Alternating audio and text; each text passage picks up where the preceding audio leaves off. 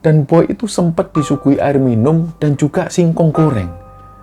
Dia sempat makan waktu itu, dan setelah merasakan kenyang, si bapak ini ngomong ke Boy, "Ayo mas, tak terno muliai. Kamu saya antar pulang aja, tempatmu bukan di sini." Nggak lama kemudian Boy diantar pulang ke rumahnya. Ketika sampai di desanya, ternyata rumahnya ini rame. Keluarganya Boy ini sudah mau menggelar acara tahlilan. Karena ternyata Boy sudah 6 hari belum juga pulang, belum juga ditemukan. Jadi keluarganya sudah mengikhlaskan Boy dan akan menggelar tahlilan.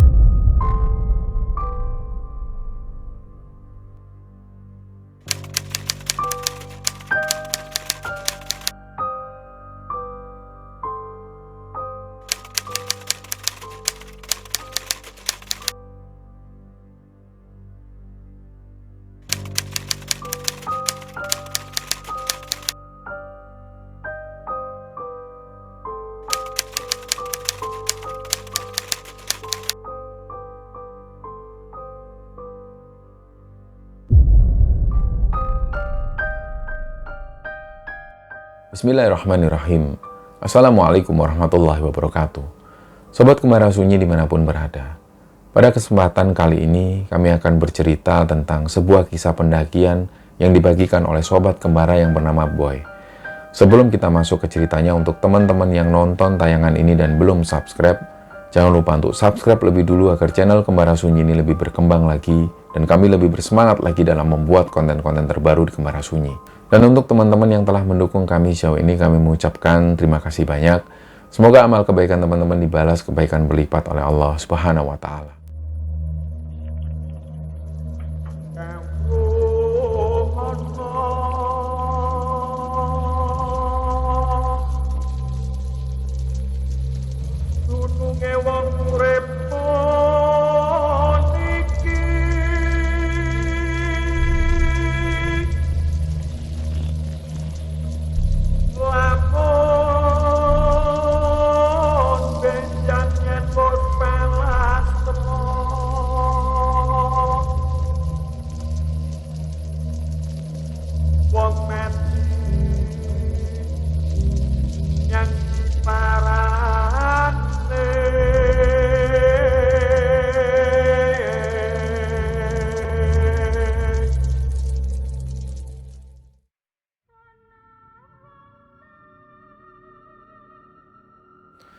Oke, di episode kali ini kami akan menceritakan sebuah kisah yang terjadi atau dialami oleh sobat kembara yang kita sebut namanya Mas Boy.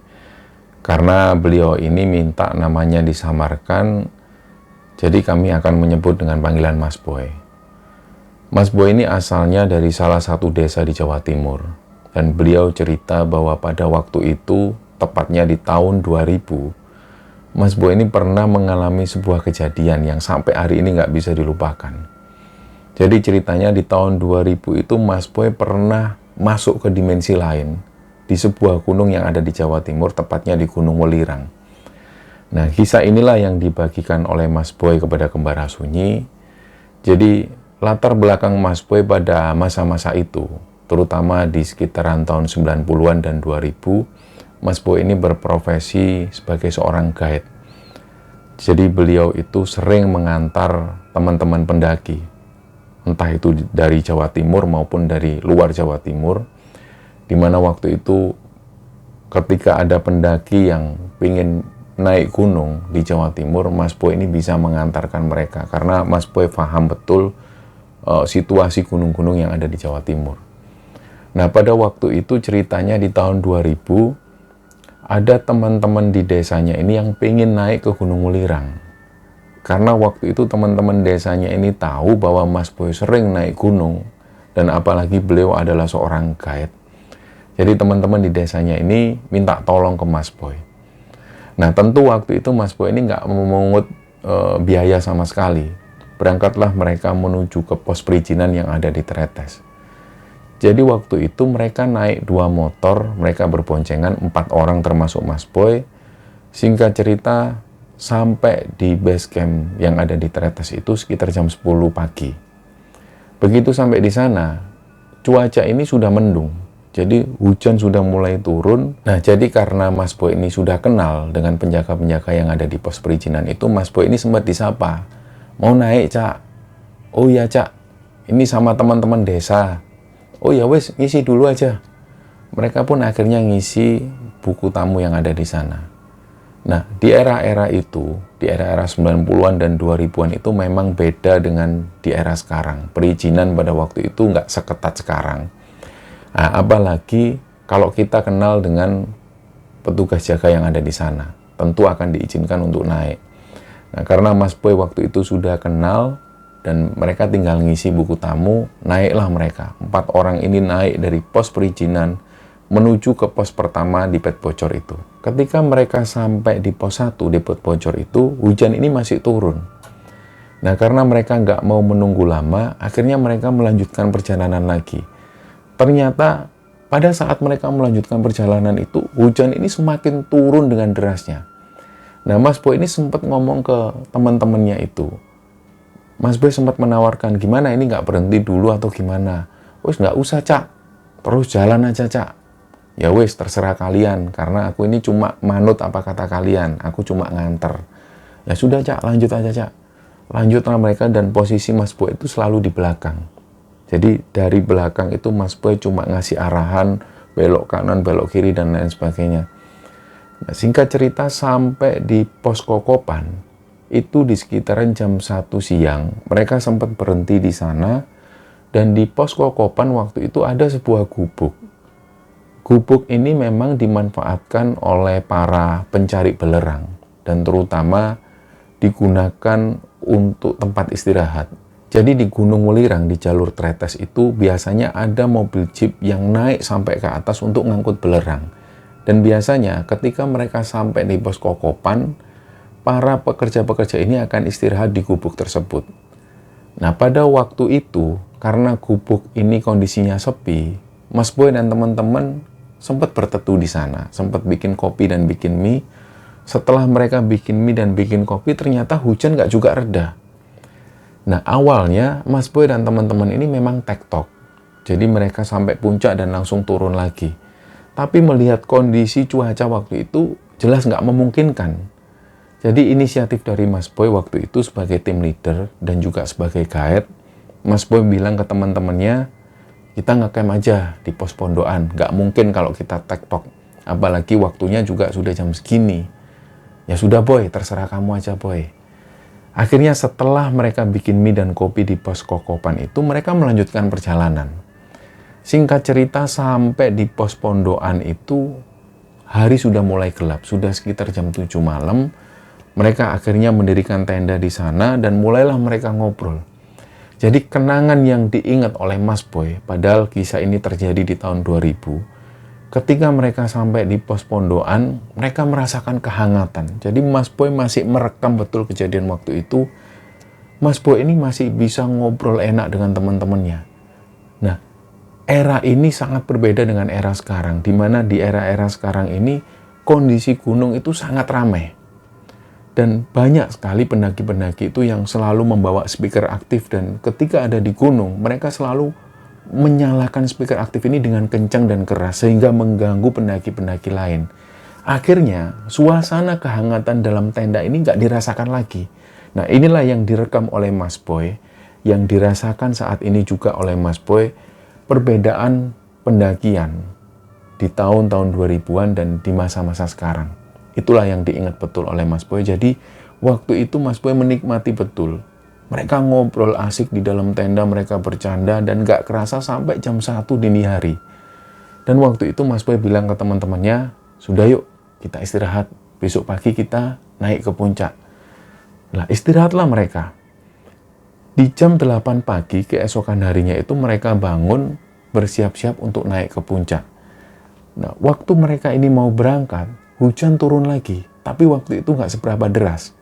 Nah, apakah itu firasat atau memang cuacanya lagi buruk? Jadi Mas Boy waktu itu nggak sempat memikirkan hal itu.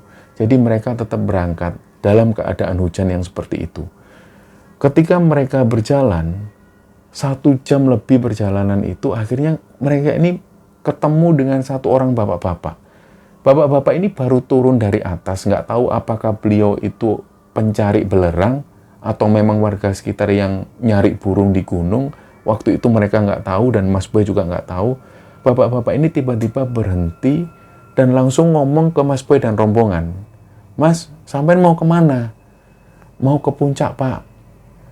Kalau nanti sampai jam 10 hujan ini masih turun terus, mendingan nggak usah ke puncak, Mas. Turun aja, Mas. Bahaya. Oh, iya, Pak. Terima kasih infonya, Pak. Nah, Mas Boy ini sempat berpikir, karena bapak-bapak ini mungkin adalah warga di daerah sini, atau mungkin beliau ini adalah pencari belerang, jadi beliau sering sekali naik turun gunung, beliau tahu betul kondisi cuaca di gunung. Mas Boy itu memikirkan betul kata-kata dari bapak-bapak ini. Jadi ketika mereka berjalan dan singkat cerita, sekitar jam 10 pagi, mereka belum sampai ke puncak, tapi hujan ini masih turun. Jadi Mas Boy memikirkan betul kata-kata dari bapak-bapak ini. Ini gimana ya, jalan lagi atau enggak? Nah, waktu itu teman-temannya Mas Boy ini nggak bisa ngambil keputusan, karena beberapa dari mereka itu juga pertama kali naik gunung, jadi mereka bingung. Akhirnya dalam keraguan itu, tiba-tiba datang rombongan pendaki dari bawah menuju ke atas, dan Mas Boy ini sempat nyapa. Mau kemana, Mas? Mau muncak, Mas. Nah, jalur menuju ke puncak Welirang ini cuma satu. Rombongan ini ada sekitar 4 orang.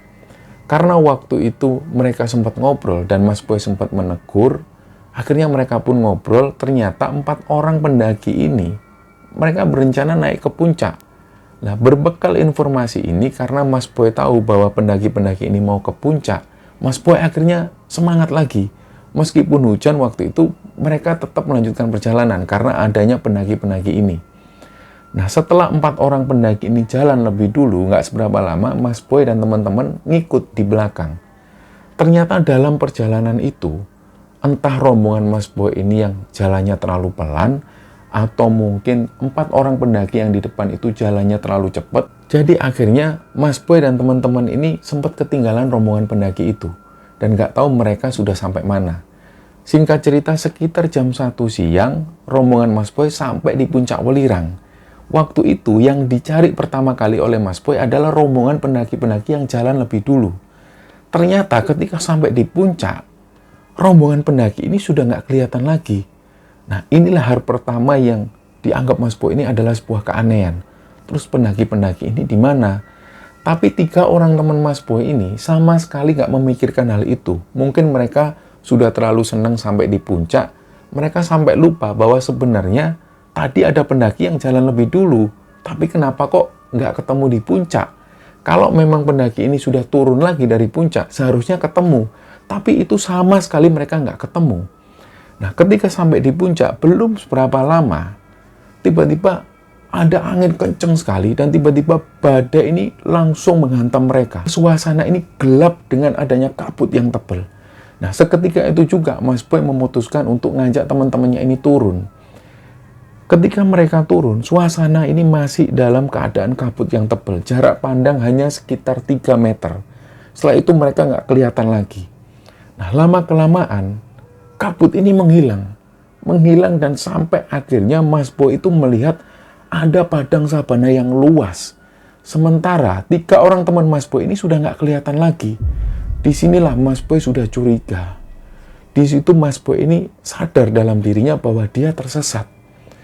Dan anehnya yang waktu itu dipikirkan oleh Mas Boy adalah 3 orang temannya ini. Jadi waktu itu Mas Boy memikirkan, ini gimana nasib teman-temanku, aku harus ngomong apa ke orang tuanya.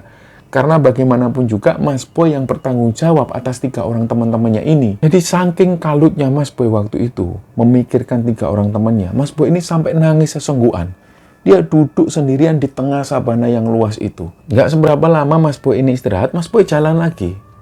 Ternyata nggak seberapa lama dia jalan, dia itu ngelihat ada beberapa rumah di sana. Disitulah langsung Mas Boy ini mengira, loh, ini kayak sebuah desa. Jadi ada orang beraktivitas di situ. Ada yang lagi menjemur beras, ada juga yang lagi beraktivitas kayak baru pulang dari sawah. Di situ Mas Boy semakin masuk ke dalam, ditanyalah pertama kali dia ketemu ada orang-orang duduk di depan rumah. Mas Boy tanya, Pak, saya mau turun ke base camp Tretes lewat mana ya Pak? Nah orang-orang ini cuek semua. Kayak seolah-olah mereka nggak melihat adanya Mas Boy. Dia jalan lagi sampai ke ujung desa. Ketika rumah terakhir ini ditemui oleh Boy, ada satu orang lagi yang lagi duduk-duduk di depan rumah. Ditanya lagi oleh Boy, Pak, saya mau pulang Pak. Kalau turun menuju ke base camp Tretes itu lewat mana ya Pak? Nah orang-orang ini diem. Mereka itu sama sekali nggak memperhatikan Boy.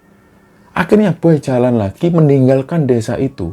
Sekitar setengah jam perjalanan, Boy ini menemukan satu desa lagi. Nah di situ Boy ini melihat orang-orang ini pakaiannya itu seperti pakaian masa lalu, seperti zaman-zaman kerajaan.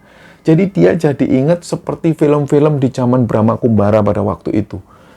Dia ingat betul, orang-orang ini kok berpakaian seperti ini. Ini desa apa kok baru tahu di sini ada desa yang seperti ini. Nah, Boy ini masuk lagi ke desa itu dan melihat ada seorang ibu-ibu yang ada di depan rumah. Beliau itu lagi menyemur sesuatu, mungkin bahan makanan. Nah, Boy ini mendekat. Dia tanya ke ibu-ibu ini persis di hadapan si ibu-ibu tersebut. Bu, saya mau pulang, Bu. Kalau mau ke Tretes itu lewat mana ya, Bu? Saya ini nyasar kayaknya. Nah, si ibu ini diem. Nggak melihat ke arah Boy. Padahal Boy itu ada di depan ibu-ibu ini persis. Nah, setelah melihat keanehan itu, Boy melanjutkan jalan lagi. Sampai di ujung desa. Ketika rumah terakhir ditemui oleh Boy, ada seorang bapak-bapak dan ibu-ibu. Boy ini tanya lagi, Pak, tolong saya Pak, saya mau pulang Pak. Kalau mau ke Tretes lewat mana ya Pak? Jalan yang paling cepat mana? Pak, tolong saya Pak. Terus dia tanya seperti itu. Dan ternyata bapak-bapak dan ibu-ibu ini diam. Sama sekali nggak ngeliat ke arah Boy. Disitulah akhirnya Boy keluar dari desa ini menjauh lagi. Dan setelah Boy meninggalkan desa ini, Boy menemukan desa lagi. Jadi total ada sekitar 4 desa yang ditemui oleh Boy. Dan umumnya penduduk-penduduk yang ada di sana itu pakaiannya seperti pakaian masa lalu. Seperti pakaian-pakaian zaman kerajaan. Nah setelah desa keempat ditemui oleh Boy, Boy ini menjauh lagi. Dia melihat ada sabana lagi yang luas. Dan di sana cuacanya itu terang. Siang hari panas sekali. Dia sampai di sebuah lokasi. Lokasi ini adalah lokasi pemakaman. Nah, anehnya waktu itu, setiap kuburan-kuburan yang dilihat oleh Boy ini, di atasnya itu ada helm tentara. Dia ngelihat dari kejauhan, ada seorang bapak-bapak yang berdiri. Nggak tahu beliau itu mungkin dari ladang atau apa. Boy teriak-teriak, "Woi, Pak! Woi, Pak! Tolong, Pak! Tolong, Pak!" Tapi bapak-bapak ini sama sekali nggak melihat ke arah Boy. Dan Boy ini terus berteriak-teriak ke arah bapak-bapak tersebut. Tapi bapak-bapak ini seolah cuek. Beliau jalan terus. Sampai kemudian Boy ini ngelepas bajunya. Dia bakar bajunya itu dan dilemparkan ke atas. Harapannya supaya bapak-bapak ini noleh ke arah Boy. Dan ternyata benar. Setelah Boy ini bakar kaosnya itu, si bapak-bapak ini noleh dan langsung menghampiri Boy. Begitu si bapak-bapak ini sampai, si bapak ini tanya ke Boy, "Sampean mau kemana Mas?" "Saya ini mau pulang Pak. Saya tersesat Pak. Wes ayo ke rumah saya dulu aja." Jalanlah mereka diajak ke rumah bapak-bapak ini. Sampailah mereka di sebuah gubuk. Gubuk ini ada di antara ladang-ladang. Nggak tahu waktu itu Boy ada di mana. Bapak ini nyuruh Boy untuk masuk lebih dulu. Dan Boy itu sempat disuguhi air minum dan juga singkong goreng. Dia sempat makan waktu itu. Dan setelah merasakan kenyang, si bapak ini ngomong ke Boy, "Ayo Mas, tak terno muliai.